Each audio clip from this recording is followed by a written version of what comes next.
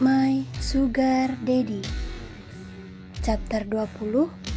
Kalah saing.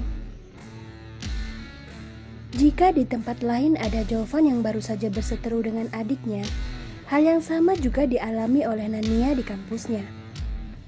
Namun bedanya di sini Nania sedang dilabrak oleh Kristal, kakak senior yang ingin dijodohkan dengan Jovan. Tadi begitu sampai di kampus, Nania dan kedua temannya langsung dihadang oleh Kristal dan gerombolannya. Hal ini tentu saja mengundang kemarahan di diri Susan dan Tasya karena kebetulan mereka sedang terburu-buru agar bisa segera sampai di dalam kelas. Hei Kristal, sebenarnya maumu itu apa sih?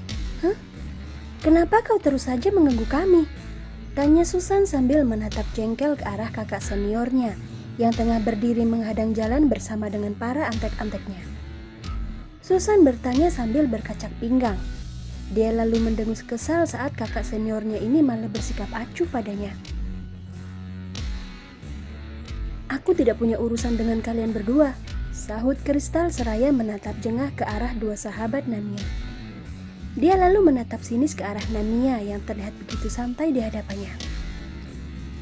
Dan kau Nania? Aku minta segeralah kau putuskan hubunganmu dengan Jovan. Kau jangan tidak tahu malu karena tetap berhubungan dengan pria yang telah dijodohkan denganku. Paham kau? Maaf, kau bilang apa barusan? Aku tidak dengar.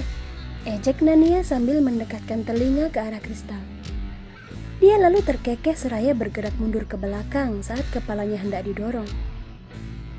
Kristal, kau dan Jovan itu baru bertemu beberapa malam yang lalu.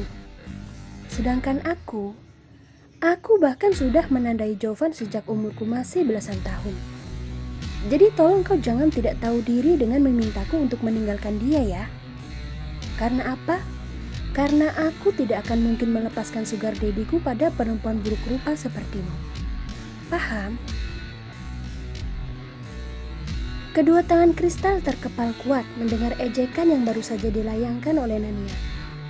Dadanya serasa terbakar api yang begitu besar hingga membuat seluruh tubuhnya jadi terasa sangat panas. Kenapa? Ingin marah? Ya sudah marah saja.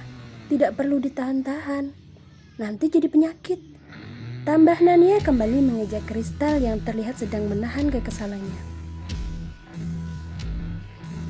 Mulutmu benar-benar ya Nania. Jangan kau kira karena sudah menjadi kekasihnya Jovan kau bisa bersikap angkuh di hadapanku ya. Ingat, ayahku dan ayahnya Jovan telah sepakat untuk menjodohkan kami berdua. Mungkin sekarang kau menang karena berhasil memiliki Jovan lebih dulu. Akan tetapi aku yakin kemenanganmu ini tidak akan bertahan lama jika Paman Arden sampai mengambil tindakan dengan meminta Jovan untuk segera memutuskanmu. Tahu kau, geram Kristal sambil menunjuk wajah Nania. Dia benar-benar sangat kesal melihat wajah tengil gadis ini. Oh ya? Wah, aku takut sekali tidak mendapat restu dari orang tuanya Jovan, ucap Nania sambil berpura-pura bersikap seperti orang yang sedang ketakutan. Tapi Kristal, alangkah baiknya kalau kau mau untuk bersaing secara sehat denganku jika benar-benar ingin mendapatkan hatinya Jovan. Sungguh, aku tidak akan keberatan untuk melakukannya. Apa maksudmu bicara seperti itu padaku, Nania? Apa kau merasa takut karena secara tidak langsung aku sudah mendapatkan restu dari keluarganya Jovan? Iya, cibir Kristal saat dia menyadari kekhawatiran Nania. Kristal merasa menang sekarang. Tidak juga sih. Karena jika hanya untuk bisa memenangkan Jovan darimu, aku sama sekali tidak membutuhkan restu dari siapapun. Termasuk dari kedua orang tua Jovan, sahut Nania santai. Kristal, aku mengajakmu untuk bersaing secara sehat adalah karena aku sangat tahu kalau kau tidak akan bisa menang meski kau sendiri telah mendapatkan dukungan dari keluargamu dan juga orang tuanya Jovan. Lihatlah, Tuhan telah menciptakan aku dengan begitu sempurna. Sementara kau, Wajah dan bentuk tubuhmu saja masih kalah jauh dariku. Yakin bisa mengalahkan aku hanya dengan mengandalkan restu dari para orang tua? Wajah Kristal berubah menjadi merah padam saat menyadari kalau fisiknya memang kalah jauh dari Nania. Tak ingin kembali dipermalukan, Kristal pun akhirnya mengajak teman-temannya untuk pergi dari sana. Untuk kali ini Kristal akui kalau dia kalah telak dari Nania. Akan tetapi untuk hari yang akan datang, Kristal pastikan kalau dialah yang akan menjadi pemenangnya. Sepeninggal Kristal dan teman-temannya, Susan dan Tasya langsung bersorak heboh setelah melihat kakak senior mereka yang usil itu pergi dengan membawa kekalahan yang sangat telak. Senang, itu sudah pasti. Mereka lalu mengajak Nania untuk high five sambil terus menertawakan Kristal yang kalah debat dengan juniornya sendiri. Wah, Nania, kau benar-benar sangat pandai memprovokasi kemarahan Kristal. Jika tadi aku yang ada di posisinya, aku pasti akan merasa sangat malu. Hai, lucu sekali. Dengan wajah pas-pasan begitu beraninya dia ingin merebut Jovan darimu. Aku rasa Kristal itu sudah gila, ucap Susan sambil memegangi parutnya yang kaku karena kebanyakan tertawa. Biar saja. Lagi pula siapa suruh dia berani memintaku untuk memutuskan Jovan? Ya kali aku akan melepaskan pria sesempurna Jovan hanya demi seorang Kristal yang kecantikannya bahkan masih kalah jauh dariku. Sahut Nania. Dia lalu memilih rambut panjangnya yang dia biarkan terurai biasa. Ingin merusak hubunganku dengan Jovan? Mimpi. Oh ya Nania, apa benar kalau Kristal adalah sekretarisnya Jovan? Tanya Tasya penasaran. Sebelum menjawab pertanyaan Tasya, Nania mengajak kedua sahabatnya untuk segera masuk ke dalam kelas.